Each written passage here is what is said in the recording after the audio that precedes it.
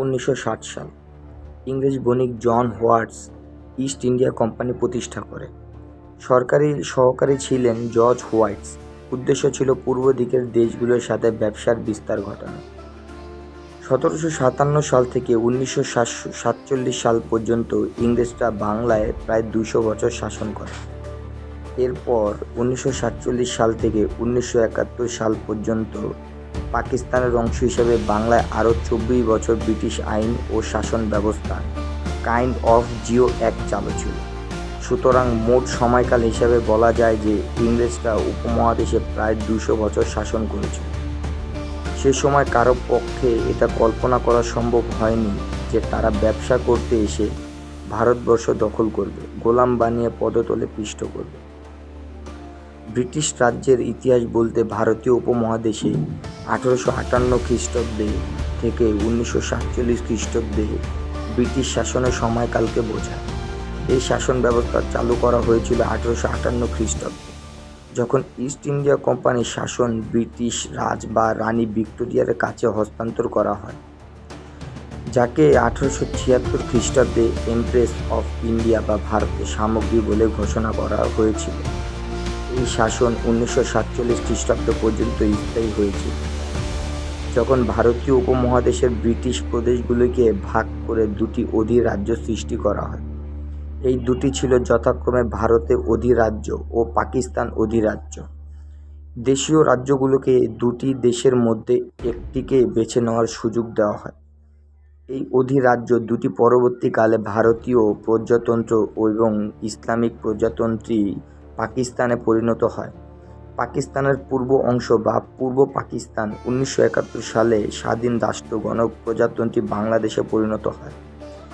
ভারত সাম্রাজ্যের পূর্ব দিকে বার্মা প্রদেশটি 1937 খ্রিস্টাব্দে একটি আলাদা উপনিবেশে পরিণত করা হয়। বার্মা 1948 খ্রিস্টাব্দে স্বাধীনতা লাভ করে। 19বিংশ শতকের শেষার্ধে ব্রিটিশ রাজ দ্বারা সরাসরি ভারত প্রশাসন এবং শিল্প বিপ্লবজনিত প্রযুক্তিগত পরিবর্তনের ফলে ভারত এবং গ্রেট ব্রিটেনের অর্থনীতি একে অপরের সাথে আঙ্গাঙ্গিভাবে জড়িত হয়ে পড়ে।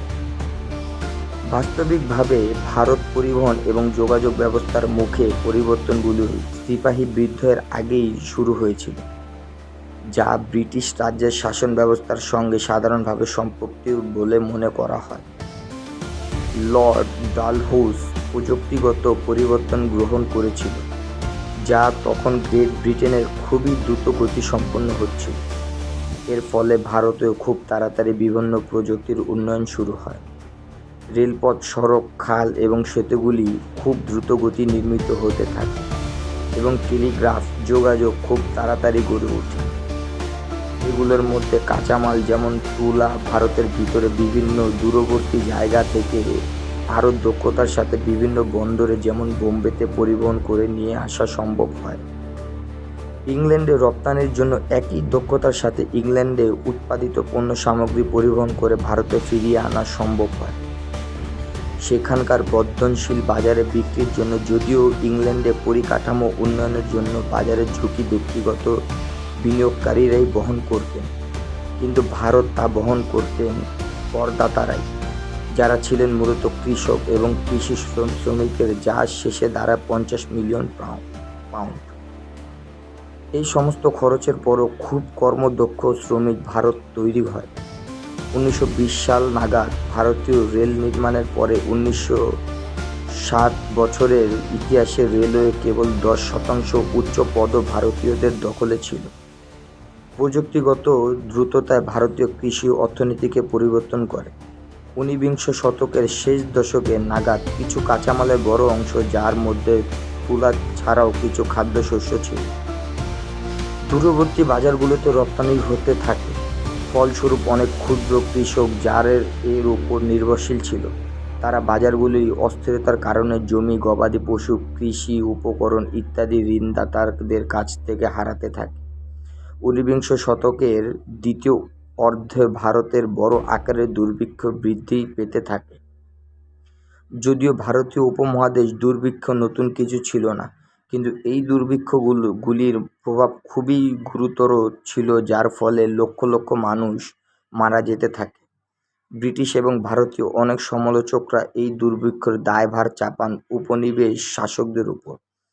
ভারত কোম্পানি শাসন অথবা কোম্পানি রাজ হিন্দিতে যার শব্দের অর্থ শাসন বলতে বোঝায়। ভারতীয় উপমহাদেশে ব্রিটিশ ইস্ট ইন্ডিয়া কোম্পানির শাসন 1757 সালে সংগঠিত পলাশির যুদ্ধে বাংলার নবাব কোম্পানির হাতে পরাজিত হলে কার্যত তাদের শাসনের সূচনা ঘটে। 1765 সালের কোম্পানি বাংলা ও বিহারের দেওয়ানি অর্থাৎ রাজস্ব সংগ্রহের অধিকার লাভ করে এবং 1772 সালে কোম্পানি কলকাতায় রাজধানী স্থাপন করে। এরপর একম গভর্নর জেনারেল হিসেবে ওয়ারেন হেস্টিংসকে নিযুক্ত করে প্রত্যক্ষভাবে শাসন কার্যে অংশগ্রহণ করতে শুরু করে। তাদের এই শাসন 1858 খ্রিস্টাব্দ পর্যন্ত স্থায়ী হয়। 1857 সালের মহাবিদ্রোহের পর 1858 সালের ভারত শাসন আইন বলে ব্রিটিশ সরকার ভারতের প্রশাসনিক দায়-দায়িত্ব স্বহস্তে তুলে নেয় এবং দেশে নতুন ব্রিটিশ রাজ